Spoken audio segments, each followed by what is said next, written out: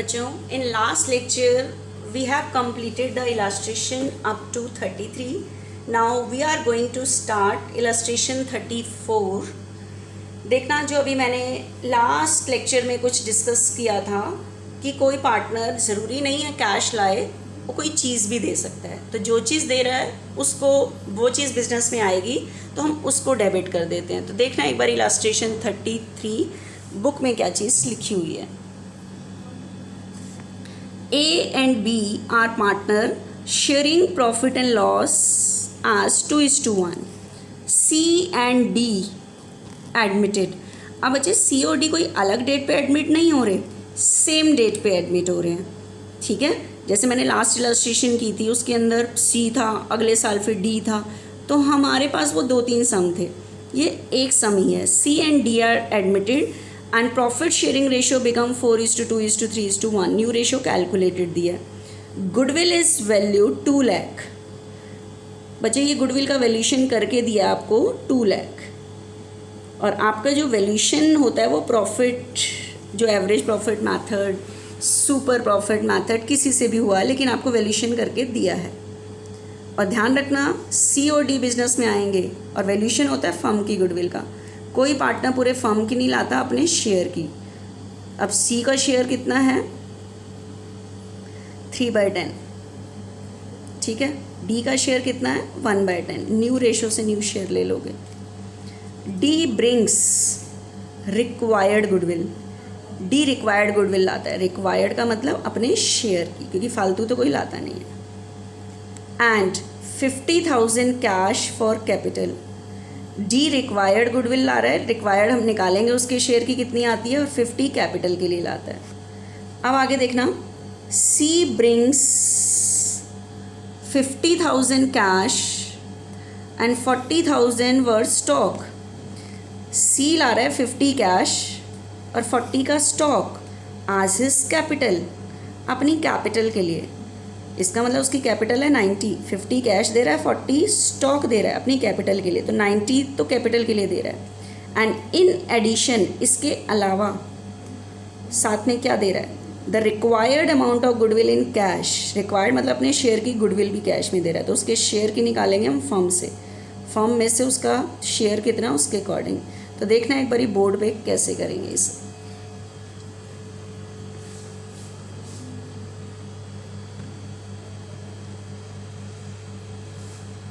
आपके पास क्वेश्चन में बच्चे ओल्ड पार्टनर हैं ए और बी। आपके पास ओल्ड रेशियो है, ठीक है, आपके पास ओल्ड रेशियो है 2:1, 2:1। Now C is admitted, C and D is admitted. New ratio is A, B, C, D. New ratio बच्चे मेरी कितनी हो जाएगी? 4:2:3:1 ये हो जाएगी मेरे पास। ठीक है, उसके बाद बच्चे अब एक एक करके करते हैं। C की लैंग्वेज पढ़ते हैं, क्या लेकर आ रहा है? D। फिर हम एंट्री कर देंगे। C और D का थोड़ा सा देखना ध्यान से। यहाँ पे C के लिए लैंग्वेज पढ़ो, उसने बोला है C brings required goodwill। Required का मतलब अपने शेयर की। तो बताओ, न्यू रेशियो से D का शेयर ले लो, कितना बनेगा? 1/10। 1/10, इसका कितना बनेगा? 3/10। B का 2/10, क्योंकि टोटल तो 10 है ना इनका। ठीक है, 3/10, 1/10। ठीक है, तो निकालना डी की रिक्वायर्ड गुडविल। तो रिक्वायर्ड के मतलब उसका शेयर किस में है? फर्म में। तो फर्म की गुडविल से उसके शेयर की निकाल लोगे। बताओ क्वेश्चन में फर्म की गुडविल कितनी है? तो C share of goodwill,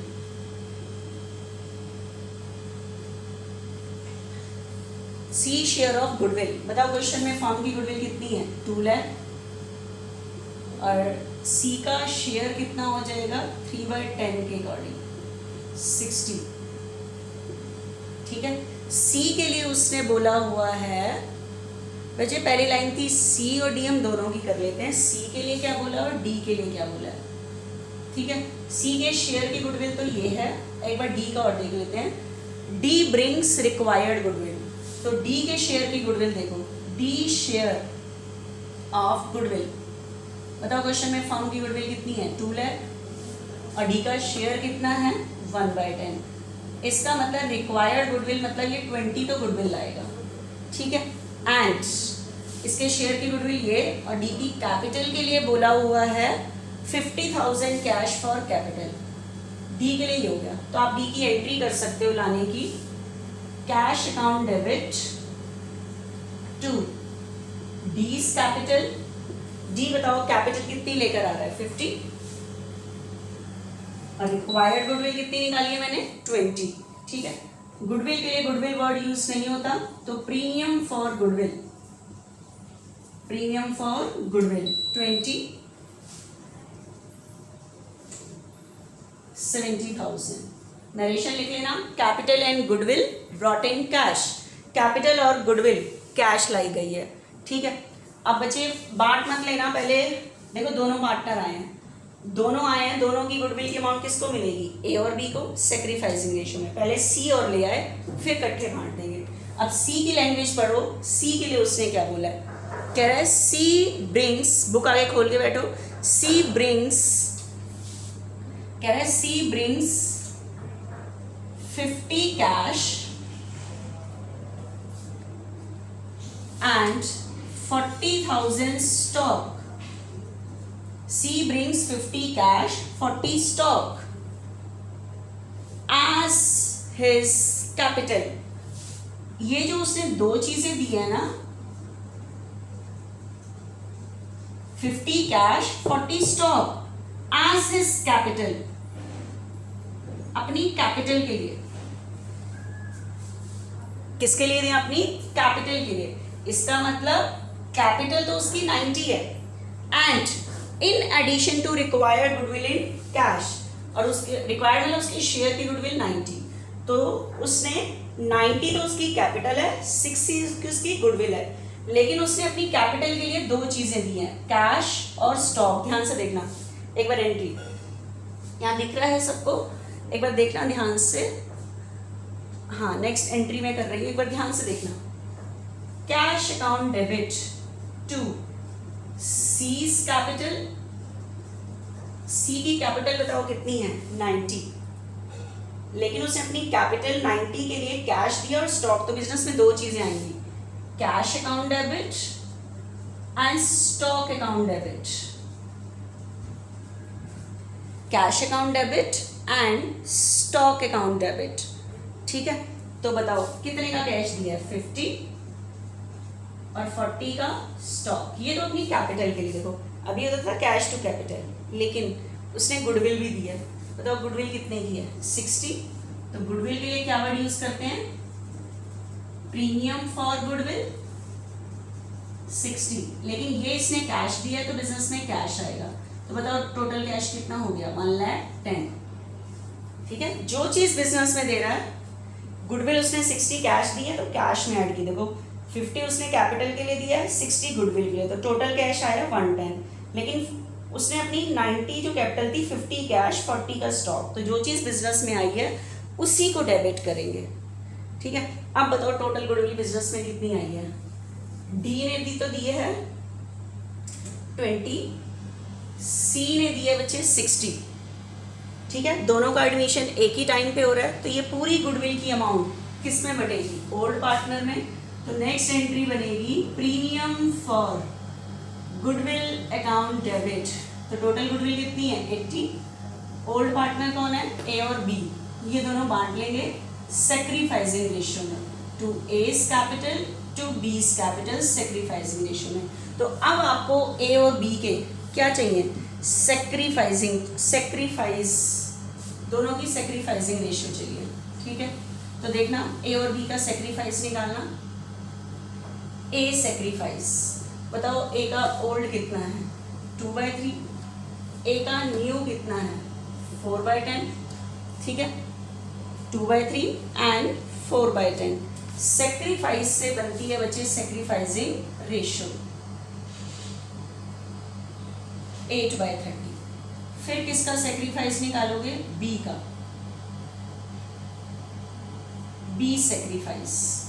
B का ओल्ड है बच्चे 1/3, न्यू है 2/10, ओल्ड माइनस न्यू 30, 4/30। सेक्रीफाइस से बनती है sacrificing ratio 8/30, 4/30, that means 8:4, that means 2:1। मेरे पास सेक्रीफाइसिंग रेशो बच्चे आई है 2:1। तो गुडविल की अमाउंट ये किस रेशो में बांट लेंगे बच्चे? सेक्रीफाइसिंग रेशो में बांट लेंगे, ठीक है, 2:1। तो सेक्रीफाइसिंग रेशो में, सेक्रीफाइसिंग रेशो, एक मिनट जरा सा दिखा है ना बच्चों आपको एंट्री ऊपर, तो देखना बच्चे सेक्रीफाइसिंग रेशो में बांटना एक बारी 80,000 का ए और बी में 2:1 में। तो ए को कितना मिलेगा?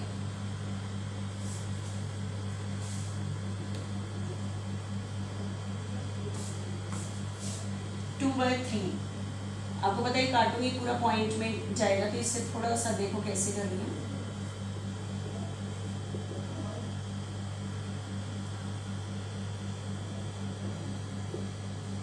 पॉइंट में आ रहा है बी 80,000 का 1/3, ठीक है, 80,000 का 1/3।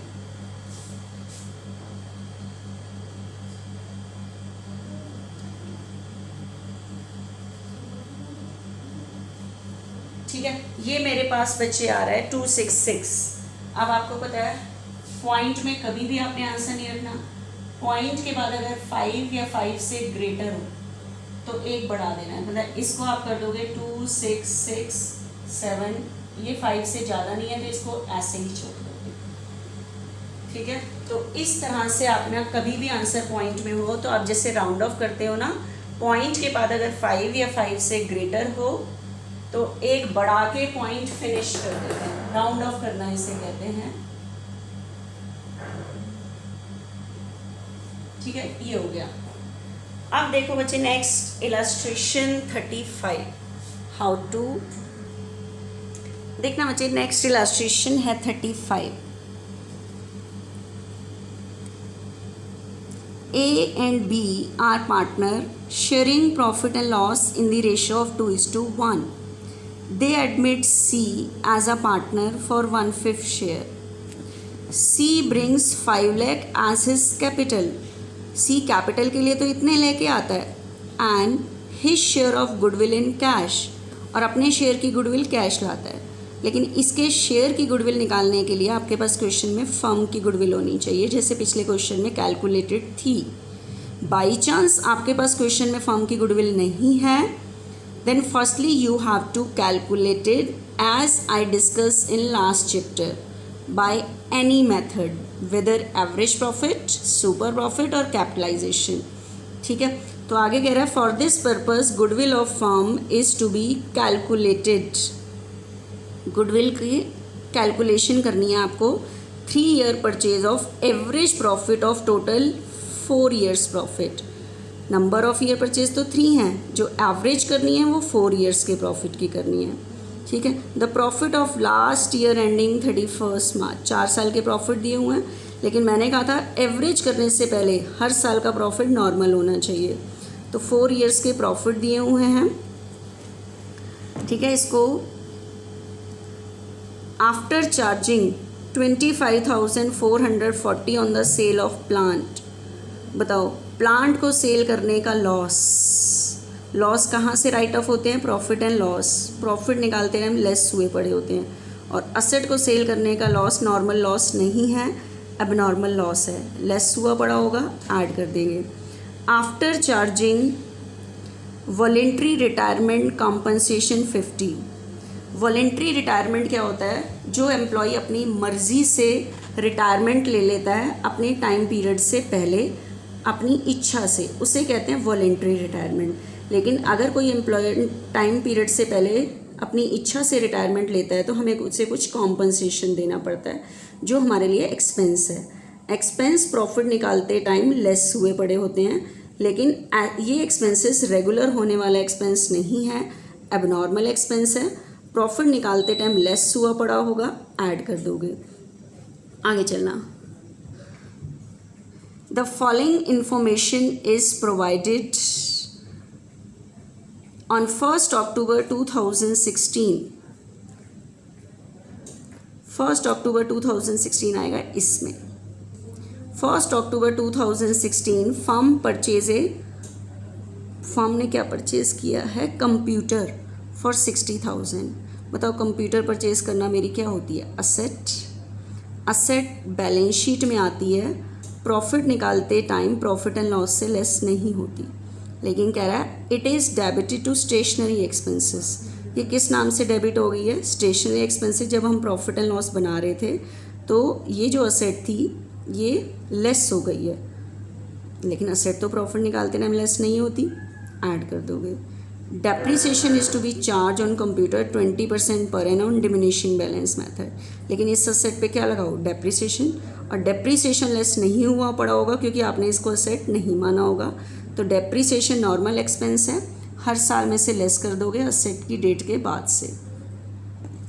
Closing stock ending 31 March 2017 and 18 was over valued bye 20 and 30। अभी बोर्ड पे ही बताती हूँ, पहले वैसे ये लास्ट चैप्टर में ये चीज़ें आ चुकी हैं। To cover operating cost and annual charges of 10,000 should be made for the purpose of goodwill valuation.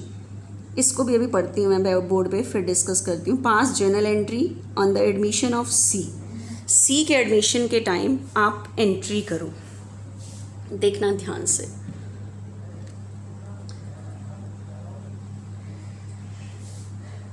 बच्चे सबसे पहले इस क्वेश्चन में एक तो आपको गुडविल का वैल्यूएशन करना है, ठीक है। उसके बाद आप एंट्री कर पाओगे। तो आप सबसे पहले टॉपिक ही यही लो, वैल्यूएशन ऑफ गुडविल। हमें फर्म की गुडविल का वैल्यूएशन करना है एवरेज प्रॉफिट मेथड से। तो average profit into number of year purchase. लेकिन एवरेज करने से पहले हर साल का प्रॉफिट नॉर्मल होना चाहिए, ठीक है। तो एक बार 4 ईयर्स के प्रॉफिट को सही करने के बाद हम एवरेज करेंगे। तो प्रॉफिट्स गिवन है आपके पास, प्रॉफिट्स सेशन 2015 to 16, 2016 to 17 का प्रॉफिट, 2017 to 18 का प्रॉफिट, 2018 to 19 का प्रॉफिट। 4 ईयर्स का प्रॉफिट गिवन है बच्चे, ठीक है। इसको पहले हम सही करते हैं तभी एवरेज कर पाएंगे। तो आपके पास 4 ईयर्स के प्रॉफिट है बच्चे 160, 140, 250, 250 एंड 240, ठीक है।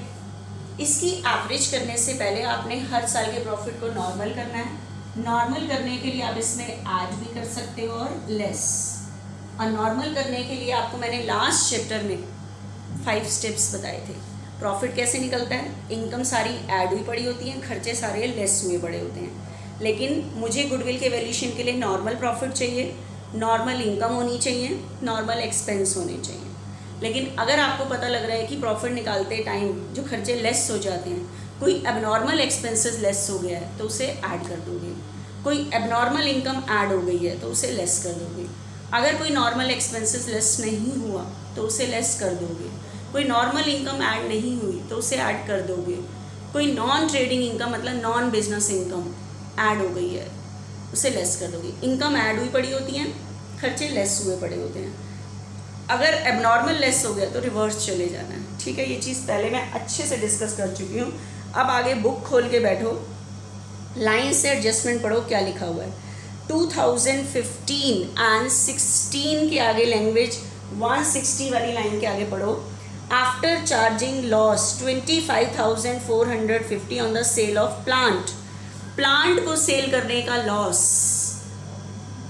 ये जो प्रॉफिट निकला है 160, आपको पता है प्रॉफिट कहाँ से निकलते हैं, प्रॉफिट एंड लॉस अकाउंट से, ठीक है।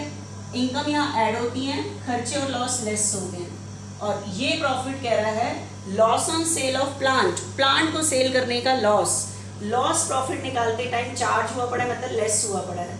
लेकिन ये कैसा लॉस है, एबनॉर्मल, क्योंकि हम मशीनरी रेगुलर बेस पे, प्लांट होती है group of machinery, regular base पे तो नहीं बेचते, ठीक है। तो मशीनरी बेचना ये मेरा रेगुलर होने वाला लॉस, रेगुलर होने वाला काम नहीं है, तो इसका लॉस मेरा एबनॉर्मल लॉस है। तो एबनॉर्मल लॉस प्रॉफिट निकालते टाइम लेस हुआ पड़ा है, ऐड कर दोगे, ठीक है। तो loss on sale of plant कितना लेस हुआ पड़ा है, 1,06,000 में 25,440 इस साल में आप ऐड कर दोगे, 25,440 बचे, ठीक है, ये हो गया। उसके बाद नेक्स्ट पढ़ो, इस ईयर से रिलेटेड आपको उसने कहा है after charging voluntary retirement compensation. Voluntary retirement का मैंने अभी आपको रीड करते टाइम भी बताया था कि टाइम पीरियड से पहले अगर एम्प्लॉई जॉब को छोड़ देता है तो उसके लिए हम उसको कॉम्पनसेशन देते हैं, जो मेरे लिए एक्सपेंस है। एक्सपेंस प्रॉफिट निकालते टाइम लेस हुए पड़े होते हैं, लेकिन नॉर्मल एक्सपेंस होना चाहिए। लेकिन वॉलेंट्री रिटायरमेंट रेगुलर बेस पे नहीं होती, कभी कभी होती है, तो वॉलेंट्री रिटायरमेंट का एक्सपेंस अब नॉर्मल एक्सपेंस है, तो प्रॉफिट निकालते टाइम लेस हुआ पड़ा है, इसमें ऐड कर देंगे, ठीक है। कौन सी रिटायरमेंट है, वॉलेंट्री रिटायरमेंट।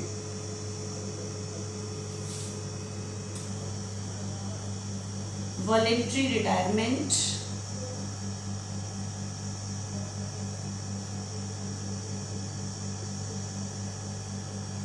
कॉम्पनसेशन, कॉम्पनसेशन पूरा वर्ड लिख लेना।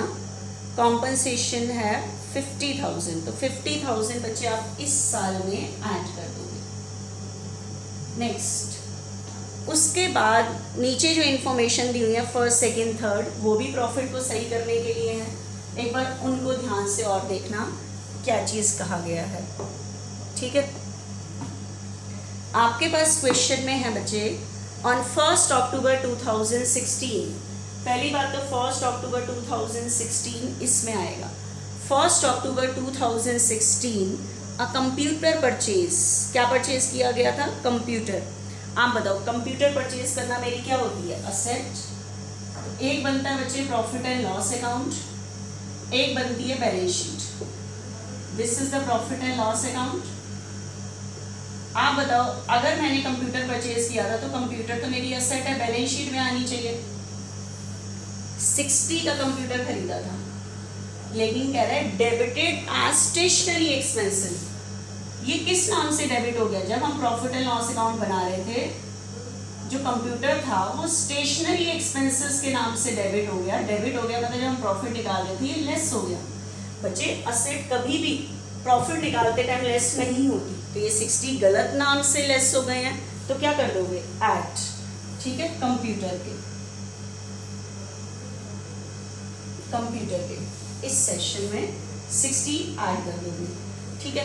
अब मुझे बताओ ये जो 60 आपने ऐड किए, तो कह रहा है depreciation is to be charge on diminishing balance method. Computer पर 20% डेप्रीशिएशन लगाया जाता है।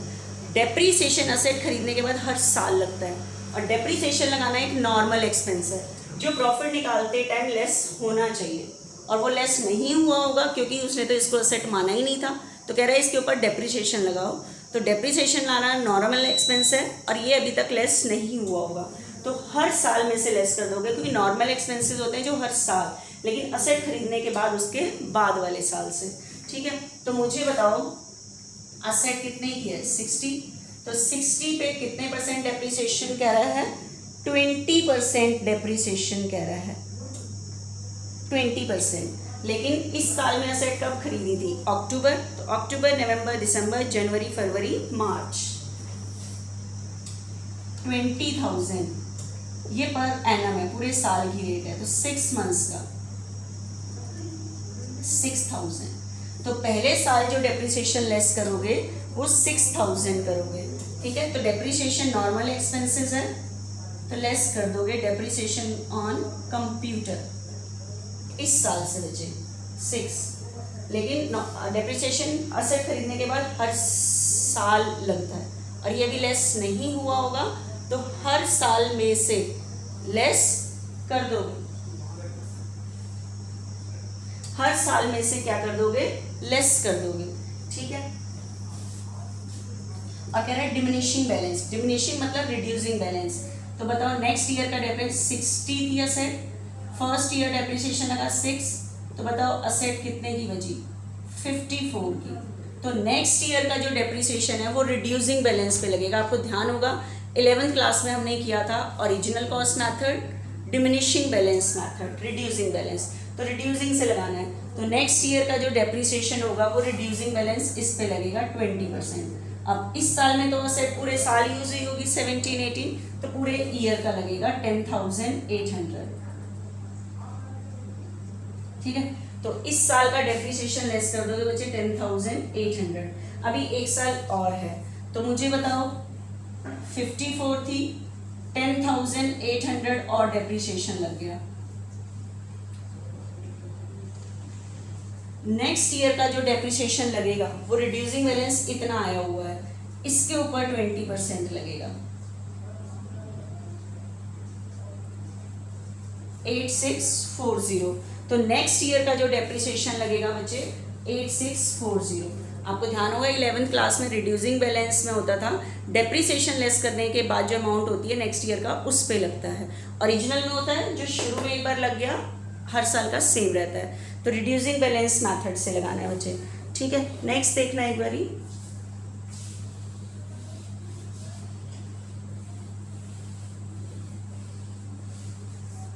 उसके बाद बच्चे नेक्स्ट पढ़ना, कह रहा है closing stock for the year ending 17 and 18। 17 का भी क्लोजिंग स्टॉक और 18 का भी closing stock work over valued bye 20 and 30। Closing stock का वैल्यूशन 17 का तो 20 है क्लोजिंग स्टॉक, इस साल का कितना है 30। तो पहले मैं 17 वाला ले रही हूँ बच्चे। अब क्लोजिंग स्टॉक से प्रॉफिट पे क्या फ़र्क पड़ता है, ये लास्ट चैप्टर में भी आ चुकी है लाइन, ध्यान से सुनो।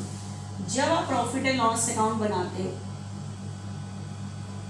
आपको पता है यहाँ पे सारे एक्सपेंस आते हैं,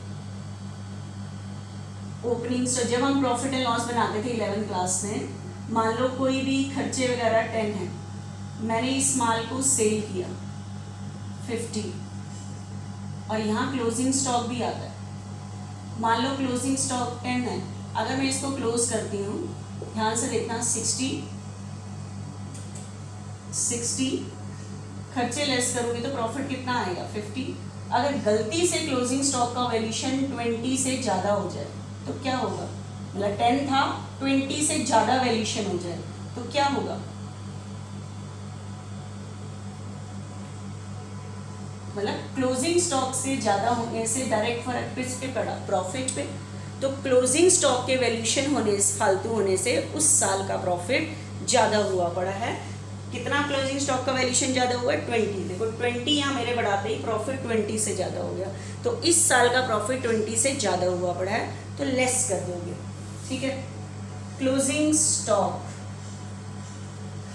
ओवर वैल्यूड, इस साल में से लेस कर दोगे 20,000। ठीक है, अब एक साल का जो क्लोजिंग स्टॉक होता है, आपको पता है जो चीज़ आप 31 मार्च को कैरी डाउन करते हो, 1 अप्रैल को ब्रॉट डाउन करते हो ना, तो जो एक साल का क्लोजिंग था 31 मार्च 2017, वो वही मिस्टेक नेक्स्ट ईयर के ओपनिंग में जाएगी, इस साल में जाएगी। तो यही मिस्टेक ओपनिंग पे जाएगी यहाँ पे। आप बताओ ओपनिंग के ज़्यादा होने से क्या होगा,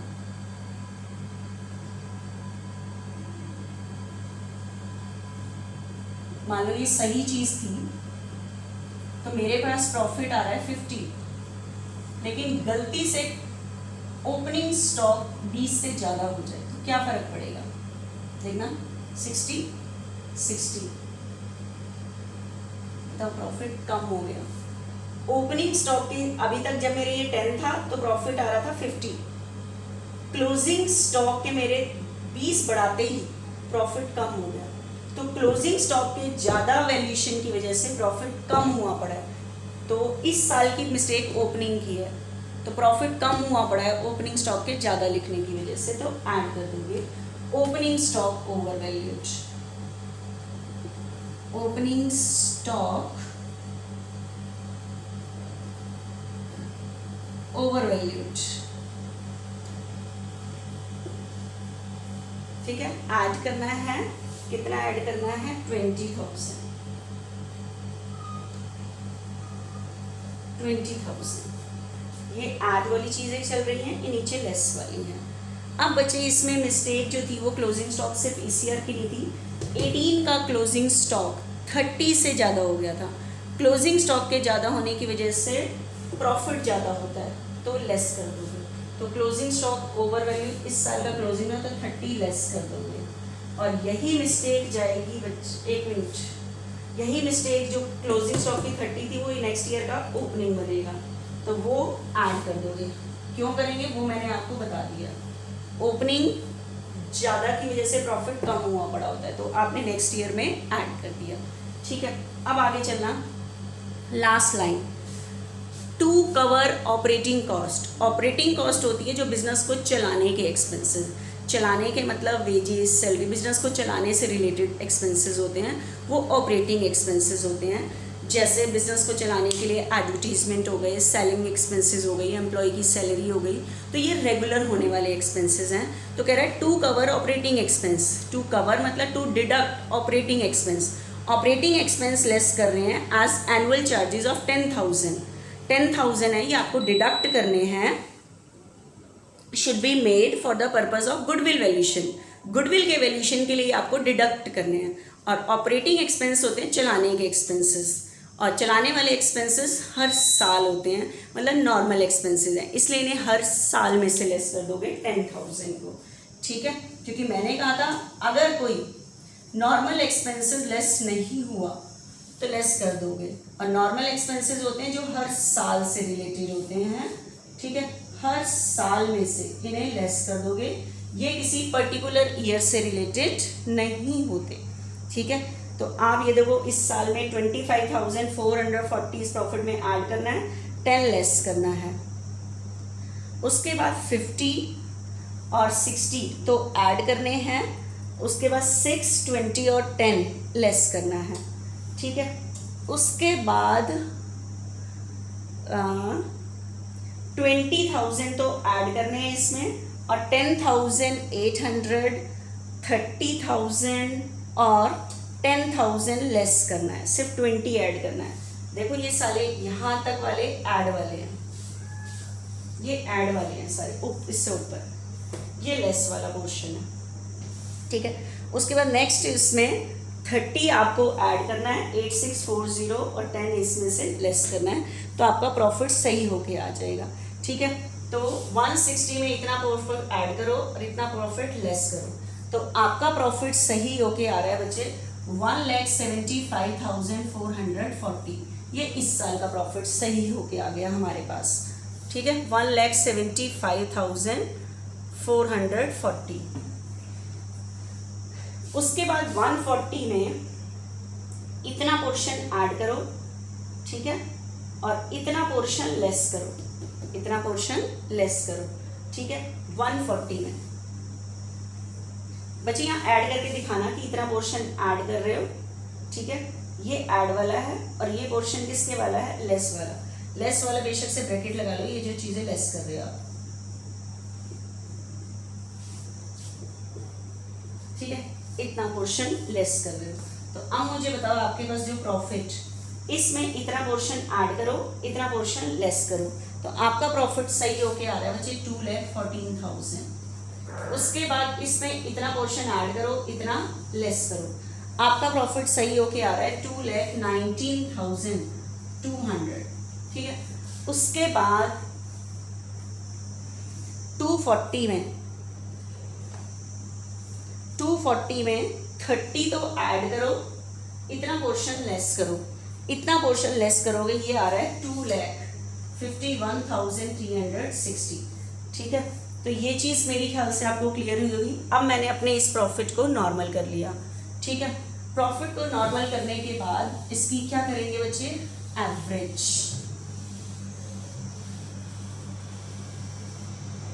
प्रॉफिट को सही करने के बाद इसकी क्या करेंगे, एवरेज करो बच्चा, इसकी टोटल एवरेज प्रॉफिट निकालो।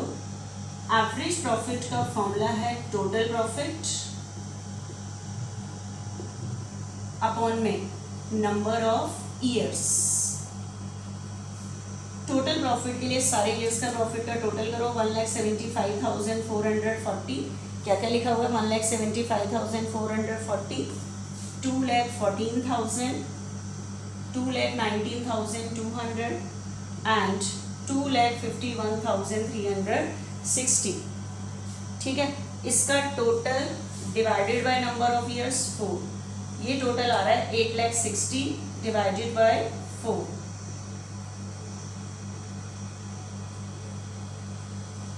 ये आपके पास आ गया बच्चे 2,15,000। ठीक है, उसके बाद गुडविल का वैल्यूएशन कर दो, average profit into average profit into number of year purchase थे 3,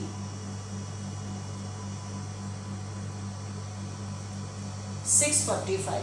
तो फर्म की गुडविल का वैल्यूएशन हुआ है बच्चे 645। और आपके पास क्वेश्चन में था कि सी अपने शेयर की गुडविल लेकर आता है। बताओ सी का शेयर कितना है, 1/5। तो सी शेयर ऑफ गुडविल, सी का गुडविल का शेयर, तो फर्म की गुडविल 645 है और उसका शेयर है 1/5। क्वेश्चन में देखो, C is admitted into the business for 1/5 share. C को 1/5 शेयर के लिए एडमिशन दिया है, तो 6,45,000 का 1/5 दैट मीन्स 1,29,000। तो सी गुडविल लेकर आएगा बच्चे 1,29,000। ठीक है, तो बताओ सी कैपिटल कितनी लेकर आ रहा है। सी कैपिटल तो लेकर आ रहा है बच्चे, आपके पास क्वेश्चन में लिखा हुआ था सी कैपिटल लेकर आ रहा है 5 लाख और सी गुडविल लेकर आ रहा है, अच्छा ऊपर दिख रहा है ये जो मैं लिख रही हूँ, एक बार रुको थोड़ा कैमरा ठीक कर लो। सी कैपिटल लेकर आ रहा है बच्चे 5 लाख और गुडविल लेकर आ रहा है 129। अब मेरे ख्याल से बच्चे आप एंट्री कर पाओगे, वही सेम कर देना, cash account debit to C's capital to premium for goodwill. फिर गुडविल की अमाउंट को कौन बांट लेंगे बच्चे, ओल्ड पार्टनर, किस रेशो में, सेक्रीफाइसिंग रेशो में। तो आप ये एंट्री मेरे ख्याल से कर लोगे। मेन चीज़ ये गुडविल का वैल्यूएशन था, कर पाओगे ना बच्चों, कि करके बताऊँ। ठीक है, आपके पास क्वेश्चन में ओल्ड रेशो 2:1 है, लाने की एंट्री कर देना ये वाली जो अभी मैंने बताई है।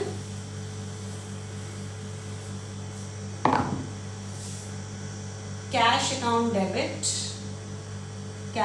Debit to C's capital to premium for goodwill. C capital लेकर आया 5 लाख, गुडविल लेकर आया 129, दैट मीन्स 6,29,000। फिर गुडविल की अमाउंट कौन बांट लेंगे, old partner. Premium for goodwill account debit to A's capital to B's capital. किस रेशो में बांटेंगे, सेक्रीफाइसिंग रेशो में बांटेंगे। अब सेक्रीफाइसिंग रेशो कैसे लाओगे, आपके पास क्वेश्चन में ओल्ड रेशो है ए और बी की। ठीक है, लैंग्वेज के अकॉर्डिंग देखना 2:1। सी को एडमिशन दिया है 1/5 के लिए। क्वेश्चन में कुछ क्लियर नहीं है कि सी को शेयर किसने दिया, तो कौन से मेथड, अजम्पशन। और मैंने आपको बताया था अजम्पशन मेथड में सेक्रीफाइसिंग रेशो किसके इक्वल आती है, ओल्ड के। बेशक से आप अजम्पशन से न्यू रेशो निकालना, ओल्ड में से न्यू माइनस करके देख लेना, सेक्रीफाइसिंग रेशो 2:1 ही आ रही होगी। ठीक है, तो ये सेक्रीफाइसिंग रेशो में बांट देना। 129 को 86,000 एंड 43,000 सेक्रीफाइसिंग रेशो। मेरी ख्याल से बच्चा हो जाएगा ये चीज़, कुछ ऐसी चीज़ नहीं है जो आप कर नहीं सकते। ठीक है, आसानी से कर सकते हैं इसे भी।